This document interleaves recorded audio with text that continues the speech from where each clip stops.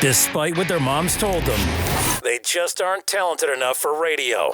Unfortunately, anyone can have a show these days. Sean. Well, I'm pretty hard to figure out sometimes. In fact, I can't even figure myself out sometimes, so don't even try to. Joe. You're an idiot and really a disloyal person. This is the Cuse Militia. Those two unapologetically biased, orange-blooded homers, Sean and Joe. It's the most bullshit thing I've seen in 30 years. Welcome, orange men and ladies. Happy Tuesday. This is the Cuse Militia with Sean and Joe. Thank you so much for tuning in at Cuse Militia on the socials. Go there, join the militia.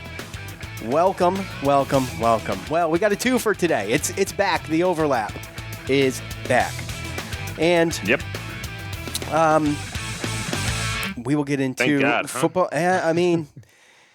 The overlap is a grind, but it's not going to be that bad this year. The 6-3 Wolfpack, they're going to head into an empty dome on senior night to take on our 1-8 Syracuse Orange. Syracuse comes into that game ranked 123rd in total offense in the nation, averaging 4.4 yards a play, 264 yards per game, and converting only 23.9% of their third down conversions. That's good for 121st in the country. We'll let you know what we think about that. Okay. And also, obviously, it is Senior Day in the Dome this weekend, and it was announced that those festivities will be canceled. No Senior Day for you.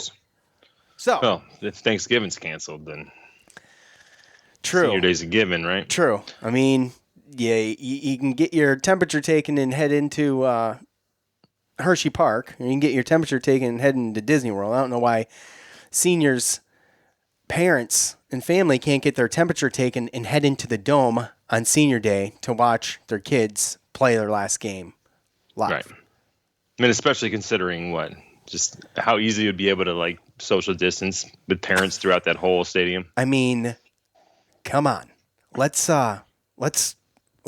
a little bit rational. That's the most ridiculous thing I think I've seen this week.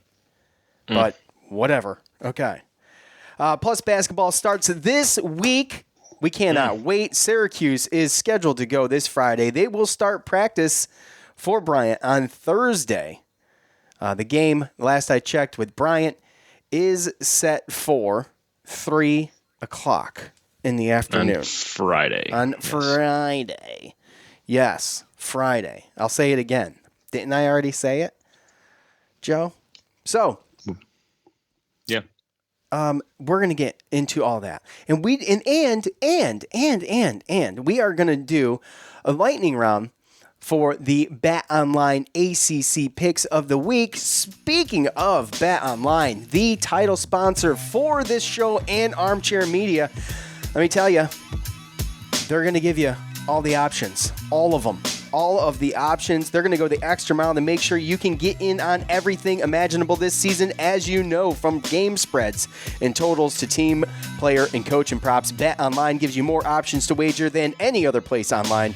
Head to BetOnline today. Use the promo code Armchair to take advantage of all of the great sign-up bonuses. BetOnline, your online sportsbook experts. Thank you, BetOnline.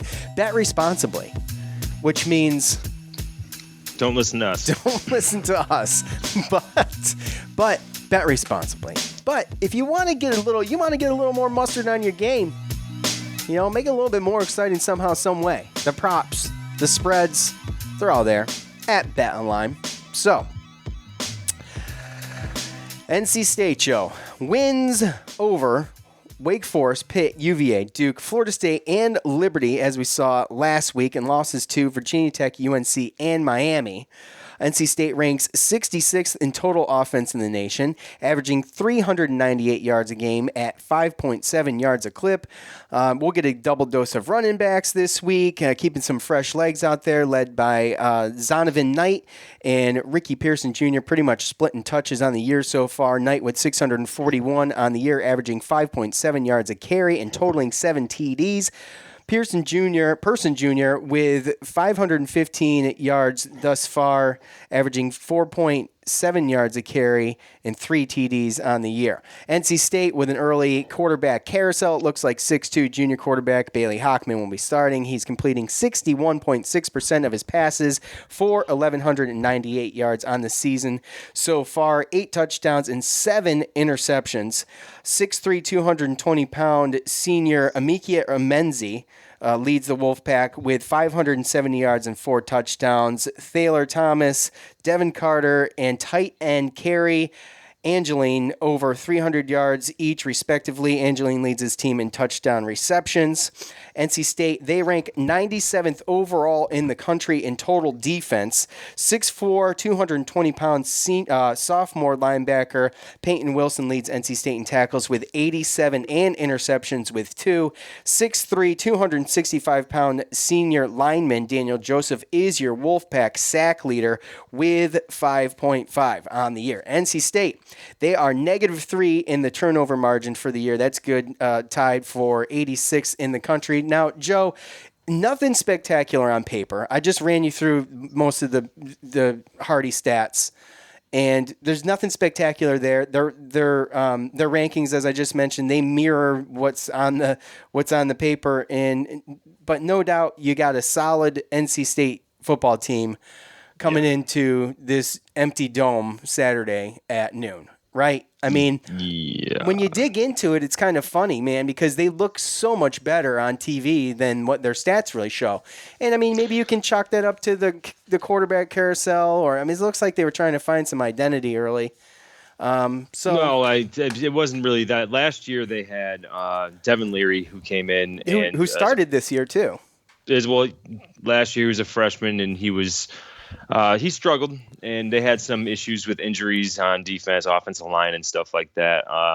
That really hurt NC State last year. A lot of those guys are back healthy, and Devin Leary, he really couldn't start at the beginning of the year because of like COVID and everything. So Bailey Hockman started at the beginning of the year, and Devin Leary, he came in, and they started to really turn it on. This is a team that's been getting better and better as the season's gone on. I mean, they're 6-3, 5-3 in the conference. So no matter what the stats say, they're a tough out. And we got the Duke. Devin Leary was really he was the starter. Once he got in there and he was back from the COVID and everything, he got in there and he was really doing well. And you saw the team starting to take off. And then he had that injury against Duke where I believe he tore his ACL or he did something to his knee or something like that. I don't know. But I believe it's a season-ending injury. And I think that kind of like slowed them down a little bit. But they were kind of on the path of being possibly an upper echelon ACC team. Mm-hmm. And after that injury, they go to North Carolina the next week, and they get blown out pretty bad, 48-21. And I think that was just coming off the fact that they lost, their starting quarterback, but obviously Bailey Hockman has experience. And then they come back and they lose by 3 to Miami. I remember talking about that game. That was a great game.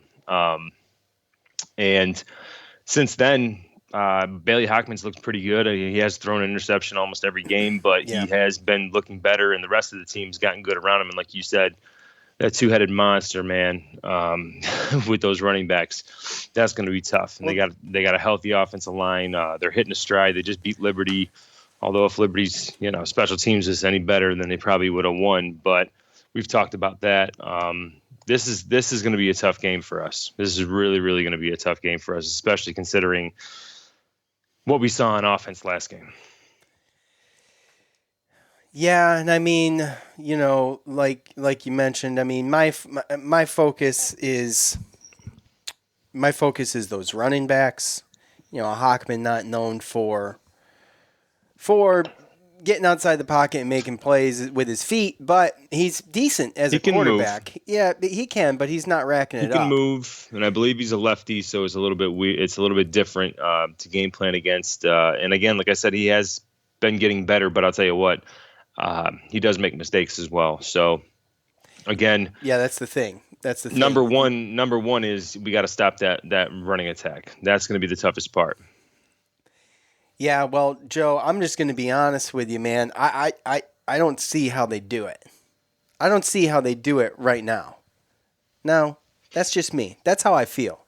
The faith, belief without evidence thing, I've not given up on this, but I've all but given up on this because seeing is believing to me at this point. And look, this is senior night. I don't know if that's going to come into it. It's the last game of the Dome of the season. This Dome is ready to go. No fans have been in the damn thing. Everything's brand new in there.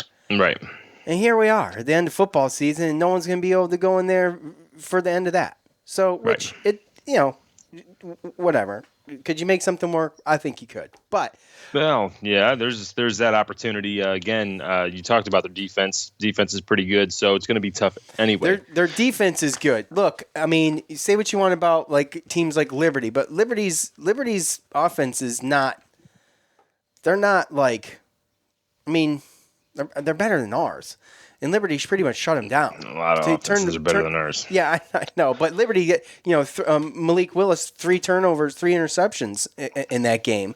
And they're an aggressive defense. And they're going to play hard.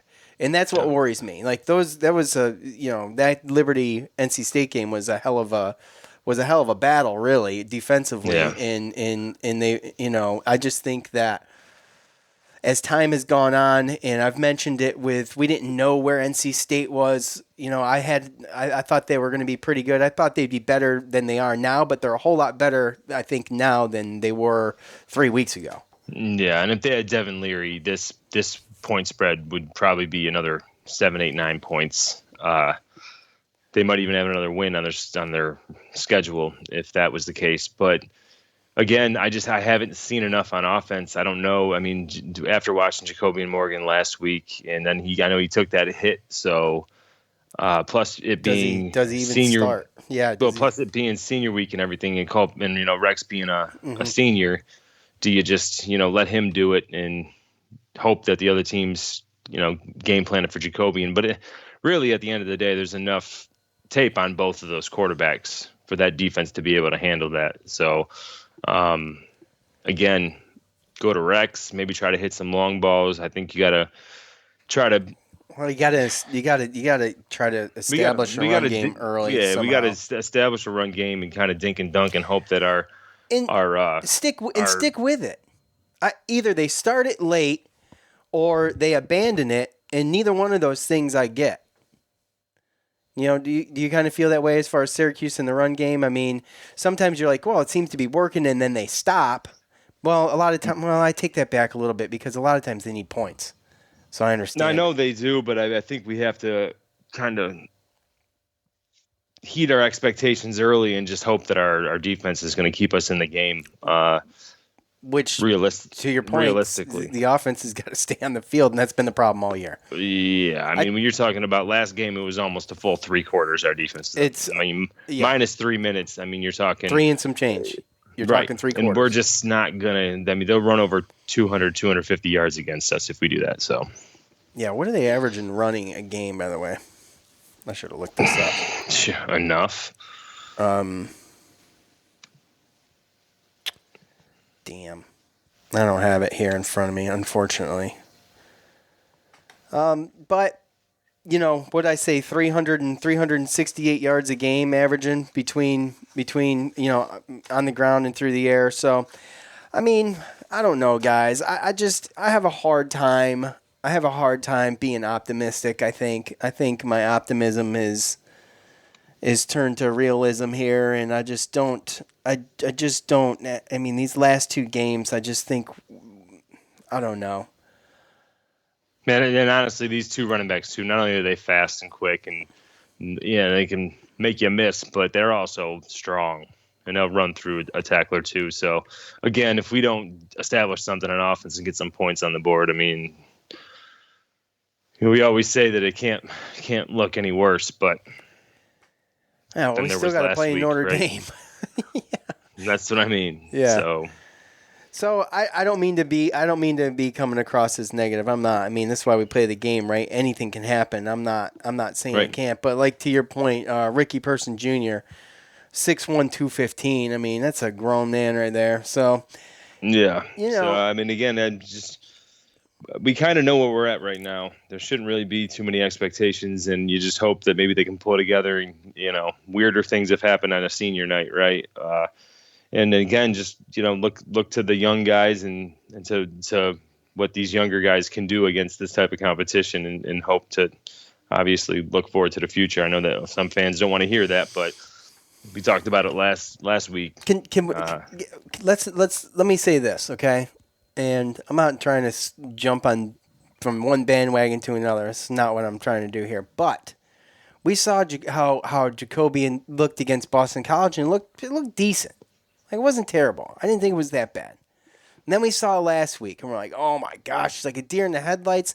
I mean, can you chalk that up to more of like maybe nerves, or just like, getting the big start in front of people, not in the dome? I mean, is it one of those things where it's just his inexperience kind of got to him and just got the best of him, and he just never settled in? I mean, it could be that. We did have a lot of turnovers early and stuff like that, but I think a lot of it is just the fact that Louisville had 2 weeks in a game tape to prepare for him, in hopes that he wasn't gonna take some giant leaps in 2 weeks and show some stuff that he didn't show against Boston College. And unfortunately for us, that didn't happen, and kind of fell right into his game plan, right? I mean, that's really what happens. I mean, that's what happened with Rex when Rex came in and he threw that touchdown pass. And like, defenses, and they watch tape and they prepare against specific players. And if they haven't prepared against you, then you can get some plays on them, and those guys can look a little bit better than maybe the person prior, because there's a little bit different game plan, and the defense doesn't know what they're going to do.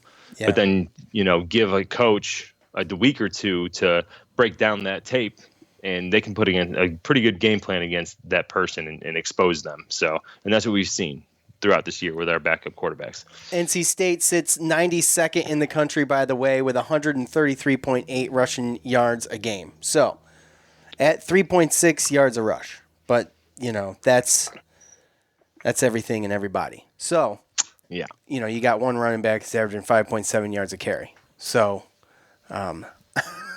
you know what I'm saying? And those guys, too, are getting pretty equal touches. Like, obviously, we know which one's better. We know who's going to be out there first. We know who's going to be doing the bulk of the running. But they really do split time, and I think that's dangerous. I think that's dangerous. That's so good to have, and that's what that's what we were looking forward to, right? I mean, that was kind of our game plan talk going into the year. We're going to have fresh legs at running back. I mean, this whole dynamic could change. We could look really good on offense and open up some passing opportunities for Tommy DeVito. That's what we were talking about before the opt-outs. Right. So, anyway. And you look at the rushing. I mean, you look at the receiving as well. They don't pass as much, but you got Kerry Angeline. He's a senior 6'7" tight end who has 6 touchdowns on 20 catches. I mean, a quarter of his catches are touchdowns, right? Yeah. Emeka Emezi, who you spoke of, he's 6'3". Devin Carter, 6'4". They got some big receivers on the outside. They got a experience-laden 6'7", just all he does is catch touchdowns, tight end. And they sit there and they just pound the rock. So they'll lull you to sleep, play action, boom. This is a team that could definitely wear us out if we don't put points on the board. Yep. And the spread is at 14 points, Syracuse being the 14-point underdog. And when you look at last week, like Joe said, seems a little low. But we will go over that. But first, before we do, one more time, let's hear from the good folks over at BetOnline. We are going to talk basketball here in just a minute. And so that means you need to get over to BetOnline. Check out all their basketball props. Check out the spreads. Basketball's starting up this week. And get over there and check everything out. They're going to go the extra mile to make sure you can get in on everything imaginable this season, from game spreads and totals to team, player, and coaching props. BetOnline gives you more options to wager than any other place online. Head to BetOnline today. Use the promo code ARMCHAIR to take advantage of all the great sign-up bonuses. BetOnline, your online sportsbook experts. Look, are you looking for a holiday gift for your man that you could benefit from? You want a nice, clean, shaven, well-manicured man. I mean, who doesn't? Joe loves a well-shaven, clean, manicured man. So, Might I suggest it's time to gear up. Get yourself over to Manscaped. Check out the Perfect Package 3.0. All right. This is the holiday package. It comes with a revolutionary lawnmower 3.0. This has proprietary advanced skin safe technology. So this trimmer does not cut the nuts. Okay? It's also waterproof, so you can use it in the shower. The Lawnmower 3.0 comes inside their brand new Perfect Package 3.0, which makes for a perfect gift this holiday season. It's literally everything you need to keep trim, cut-free, and smelling great. And like we've said in the past, don't use the same trimmer on the face that you're using down below the belt, all right? That's just nasty. We don't do that. And these products smell good, the crop preserver and the cologne. Stop the sweat. Stop the chafing. Get the crop preserver. Manly scent is attractive and will help set the mood, if you know what I mean. The Perfect Package also comes with a pair of Manscaped boxers that'll keep your junk feeling fresh all day. It's time to upgrade those overused pair of boxers to Manscaped's high-performance anti-chafing boxers. 'Tis the season to Manscaped, so get yourself over to manscaped.com. Get 20% off and free shipping with the promo code ARMCHAIR at manscaped.com. That's 20% off and free shipping at manscaped.com. Use the promo code ARMCHAIR. Clean your junk up. Make Santa proud this year. All right, great stocking stuffer. Just so you know, if you're wondering. Okay. All right, Joe.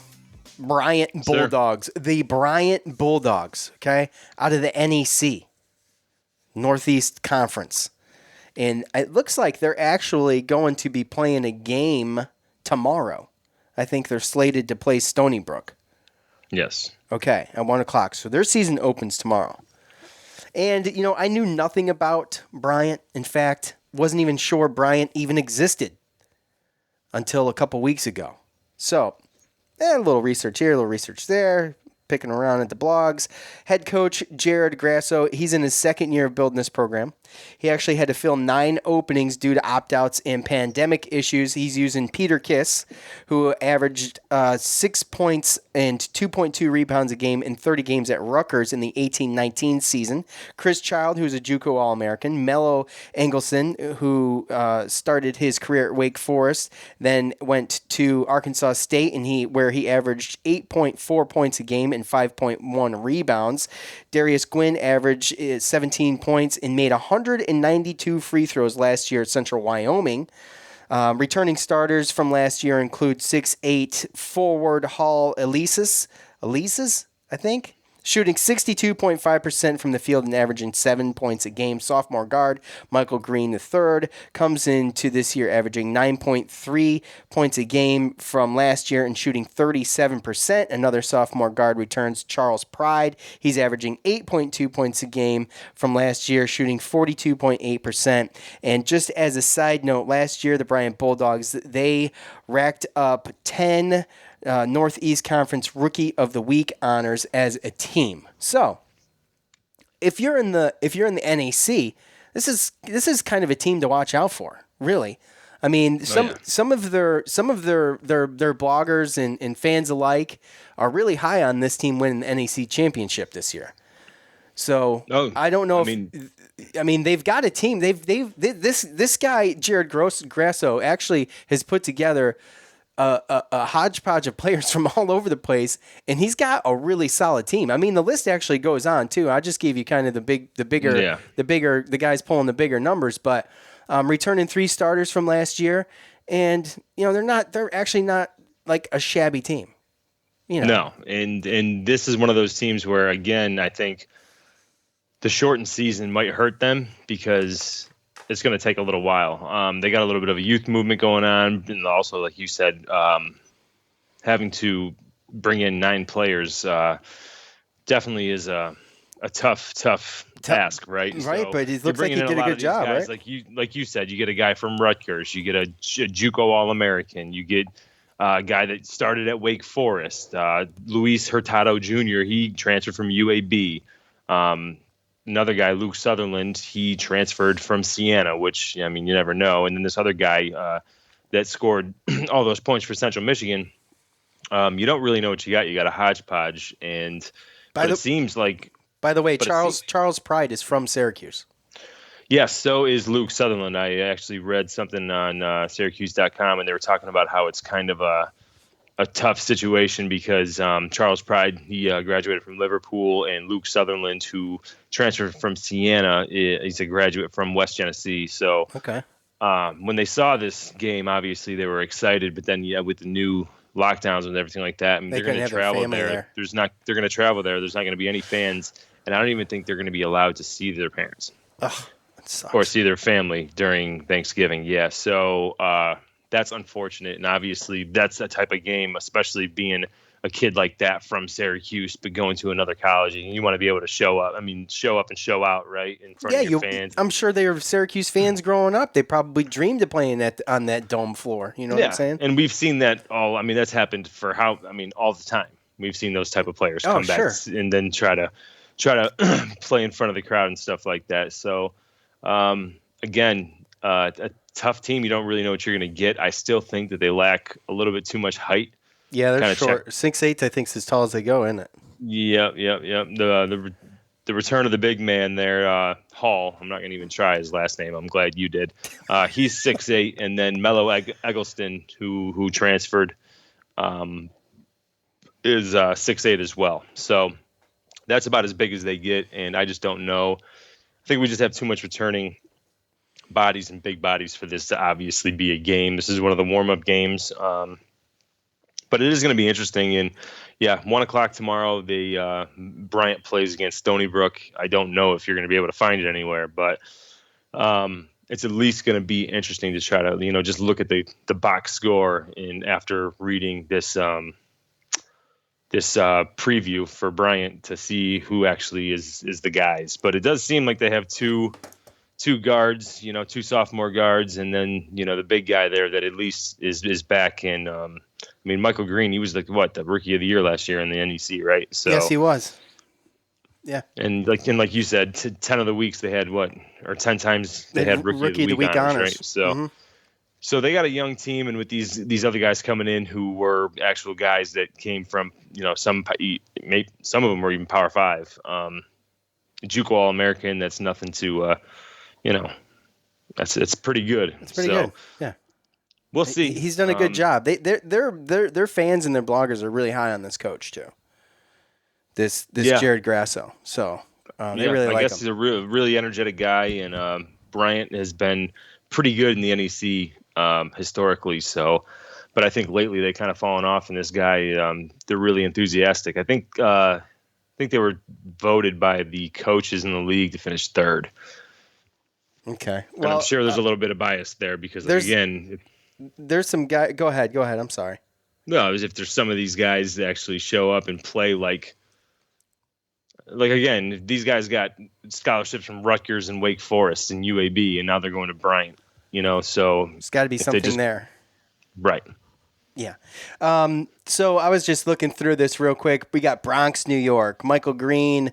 You got Westbury, which is just outside. I believe that's outside of the city, Westbury. Timmy Kiggins. Then you got Brooklyn, Bronx, New York. I mean, they're Valley Stream, New York, wherever that is. Highly recruited inside New York, these guys. So, Northeast is a basketball, hotbed, and Bryant is in Rhode Island. So. Yeah, it's in Rhode Island, right? Yep. Real quick, let's see how Siri pronounces this name. By the way, I just thought I'd try this since I got it hooked up. Hold on. Hall Elias. Wait, what? Hall Elias. Elias.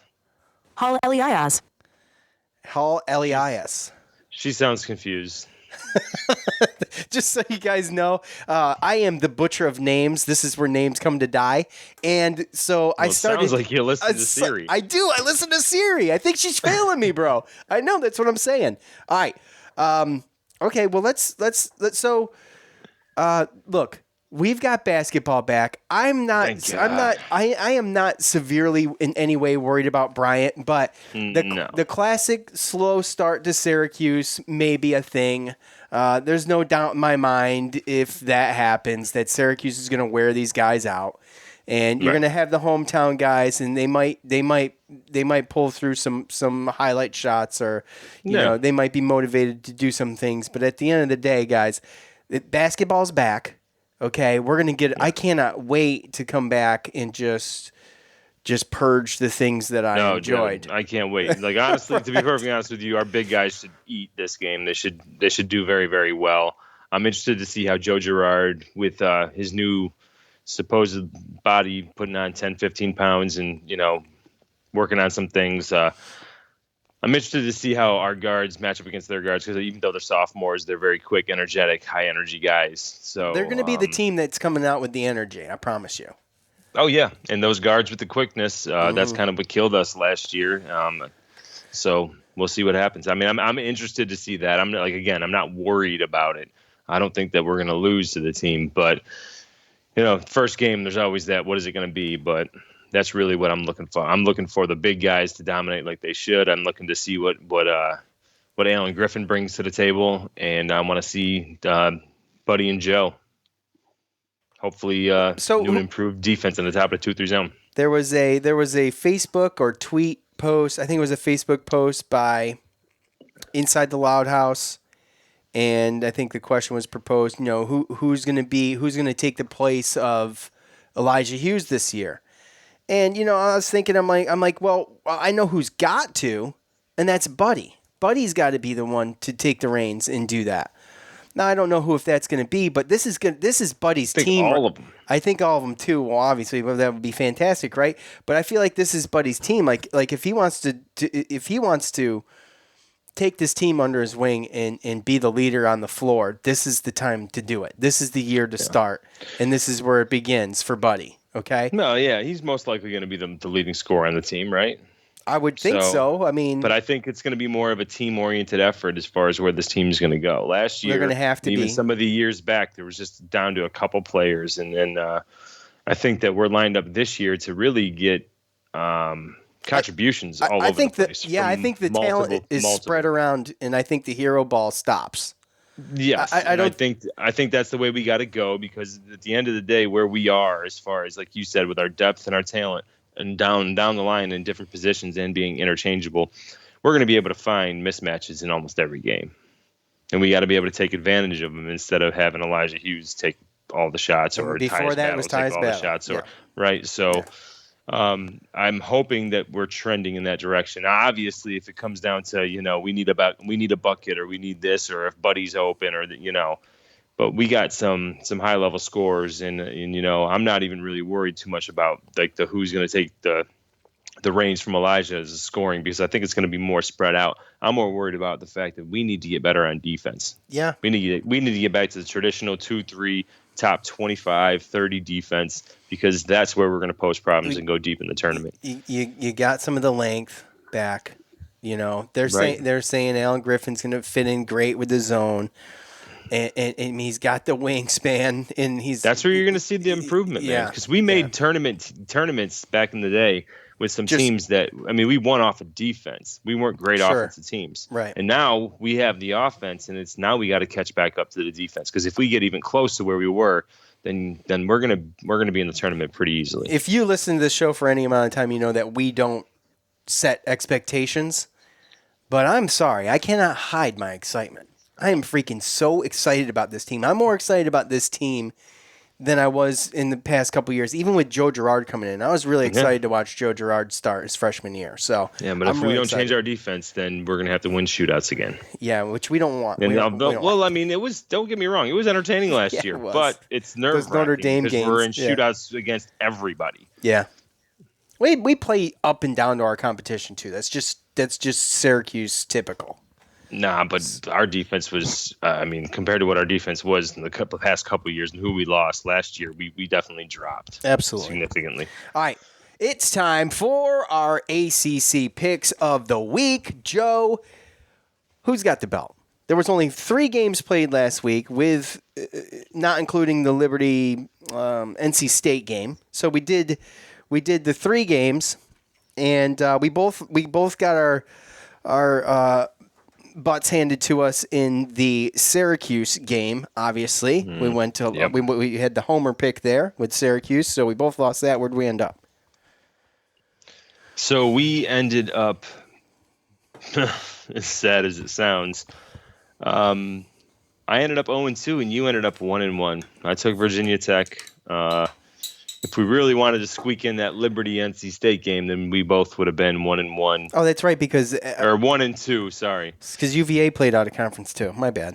Yeah, UVA played out of conference. We made certain picks. We made the Wake Forest Duke pick, and we made the Clemson Florida State pick, but they got postponed and canceled after the fact. So, I got Clemson Florida State postponed, Georgia Tech Miami postponed, and then Wake Forest Duke canceled. Well, we knew Georgia Tech and Miami was postponed prior to that. We didn't pick that game. No one knew Clemson Florida State was going to be postponed, including Clemson and Florida State.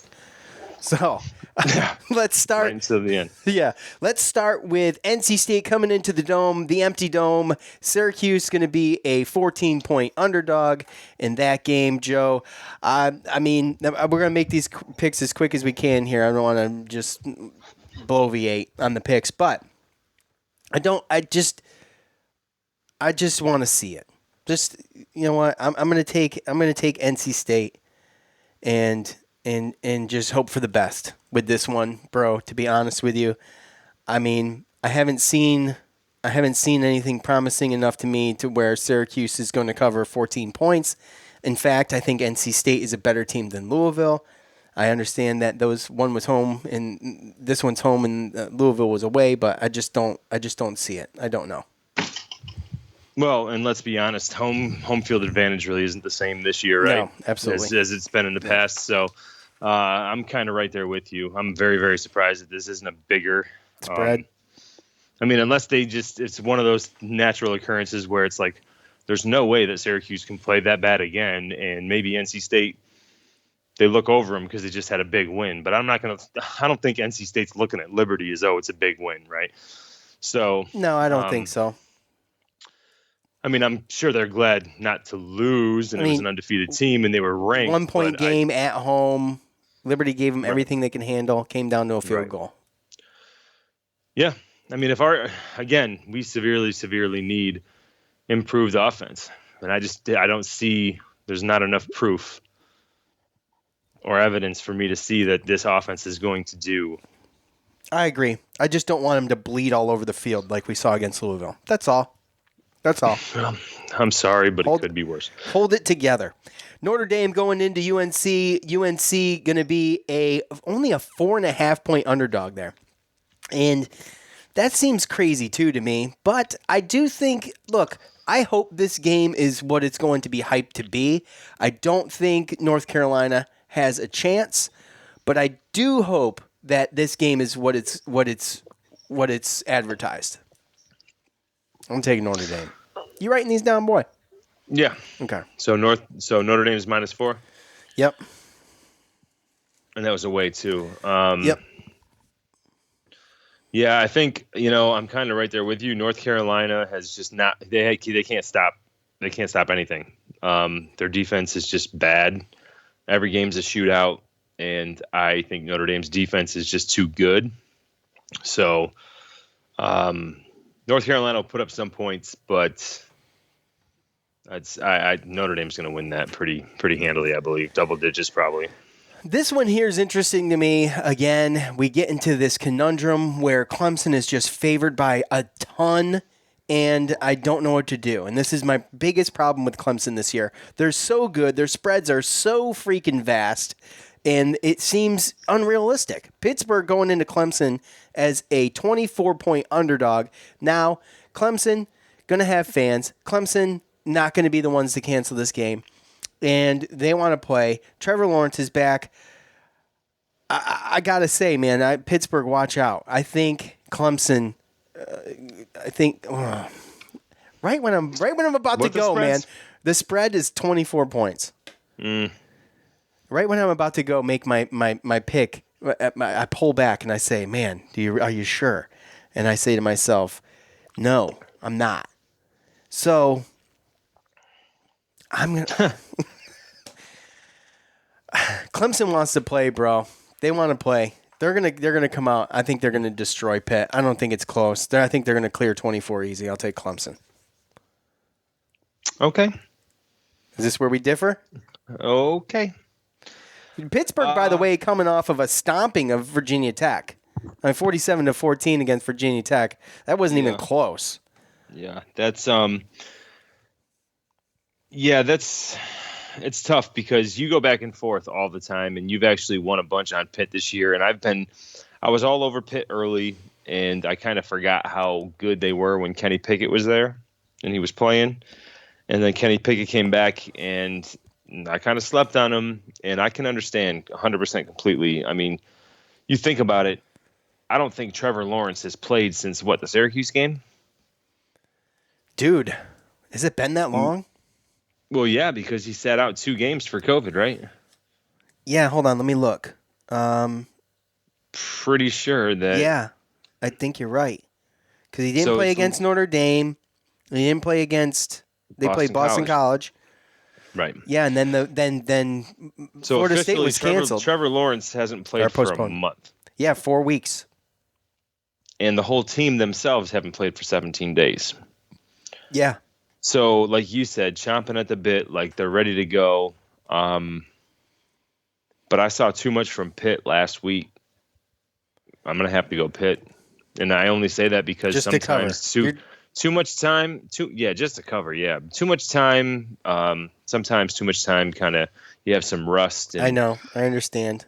You got a different quarterback and everything I think you got a quarterback, though, in Trevor Lawrence, who is one of those guys that overcomes that.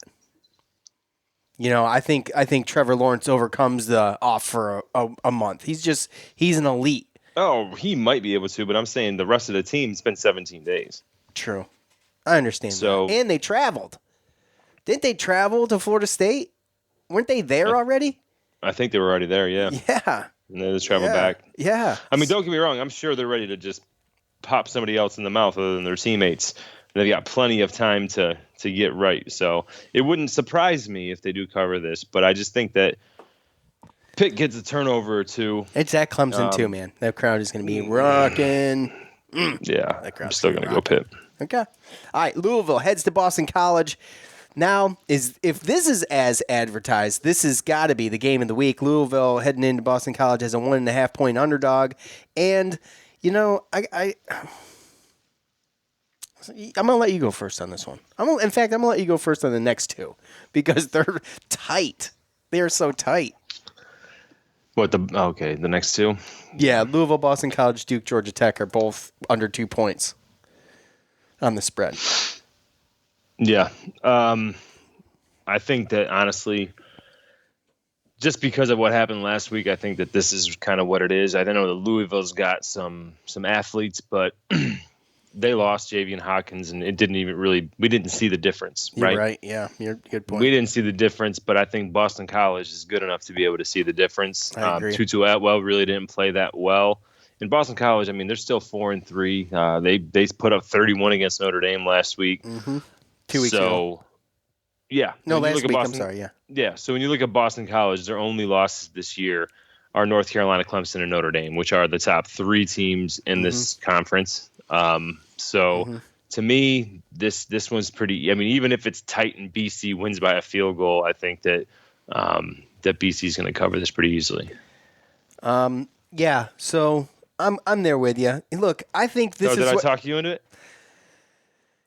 Yeah, you did, because I thought you did. You actually did. But I thought of something, too, while you were talking. And part of me forgot how bad Louisville actually is after watching them play Syracuse. Louisville sucks. Okay? Now, you can make up all the excuses you want, but if ifs and buts were candy nuts, we'd all have a Merry Christmas. If they didn't turn the ball over so much, they wouldn't have lost so many games. Well, guess what? They turned the ball over. So, with that, they turned the ball over a bunch last week. Yeah, I know, right? It's just like, our what the offense frick? didn't do. Yeah, there he is, folks. There he is. Oh, a fortune for the swear jar. So, what I am going to do is I'm going to pick I'm gonna pick with you. I'm gonna stick with you. I think Boston College might annihilate Louisville. On second thought, after I heard you, and I just thought about really how bad Louisville actually is. Mm-hmm. So. Okay. Sometimes it's hard to put in perspective how bad your own team is. And then once you lose to a team like that, you're like, oh, man, they must be good. But no, they're really not. We're just that bad. No, you're exactly right. You're exactly right. All right.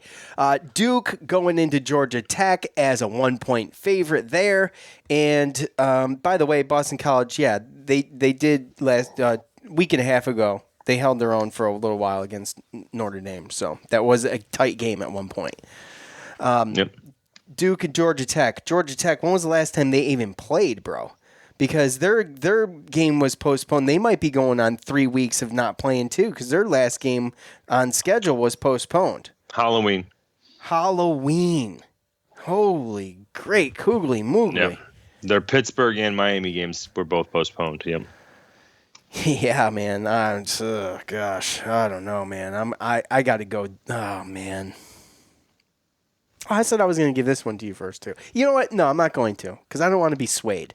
I'm going to go Duke. I'm going to go Duke, man. I think Georgia Tech's, I think they're rusty, bro, and they might be practicing. But, Duke, by the way, they haven't played, they've played more recently than Boston College, but they haven't played in 2 weeks. It'll be 2 weeks as well. November 7th. And the last team they played was Charlotte. North Carolina. Was it North Carolina? Yeah, they got beat up pretty bad by North Carolina. Oh, that's right. They beat up Charlotte. So it was 56-24. Yep, that's right. Yep. Not even a contest. Yeah. No. So, but, they're at least in the games. So, I mean, not in the game score-wise, but they're playing the games. So, right. I'm just going to go with Duke being a 1-point favorite. They're going to clear 1 point. Think so. I hope so, now that I picked them. Yeah, I'm going to go ahead and I think Georgia Tech, they have the athletes to win, and being home in Georgia, I think they are going to have fans. So, they beat Florida State and they beat Louisville, and I think that they've been sidelined long enough. They had a bunch of injuries actually early, so I wouldn't be surprised if there were some guys that were actually back that we haven't even seen in 4 or 5 weeks. Well, before they even played. So you take Duke. I'm taking Georgia Tech. Okay. Fair enough. Now, we've got some more teams that really haven't played. Well, hold on a second. Let me look at this.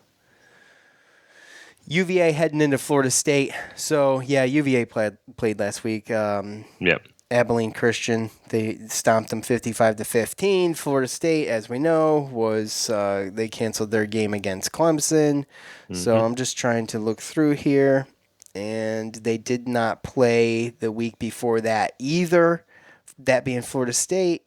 So you got to go all the way back to NC State on November 14th. Okay. For Florida State. Yeah, that was are we sure? Yep. Okay. All right. They lost 38-22 to Florida State. To NC State. All right. So I think this is going to be a decent game though, regardless, because I think these are both like. What's the spread? I'm sorry, guys. The Florida State is at home as a 9-point underdog. So UVA coming in there as a 9-point favorite to Florida State. Florida State going to have fans. I know it's kind of. You almost think that would be reversed almost, even if you really think about it, but. Really.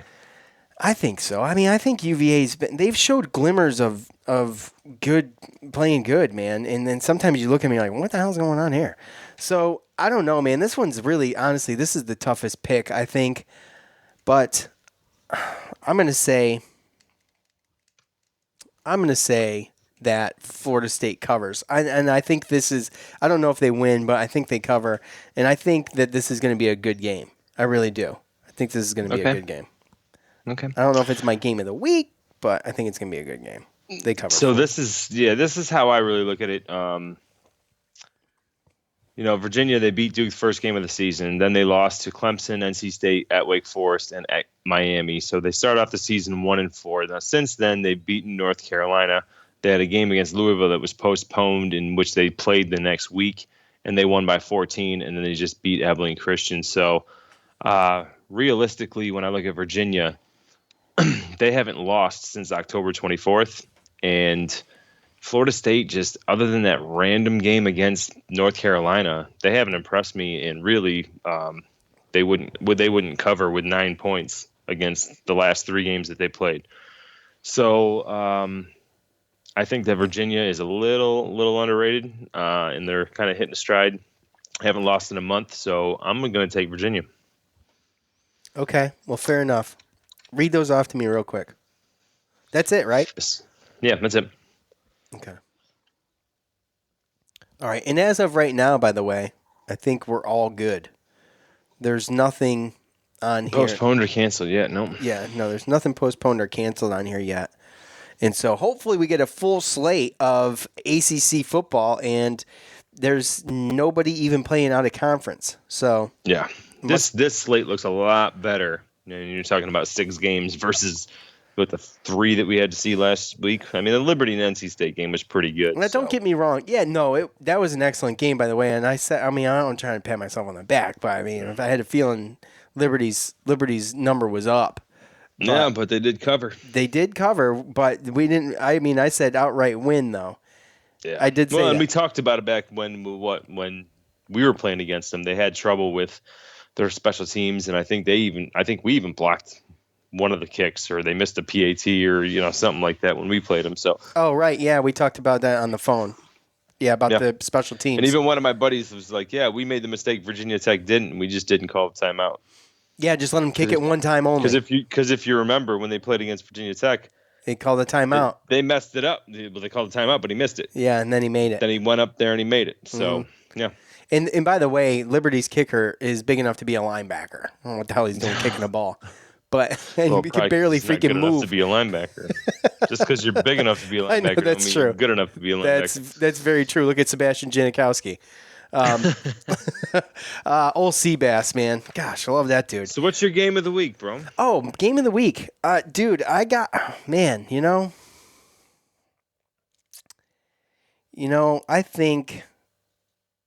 I think I'm going to have to pick that Virginia-Florida State game.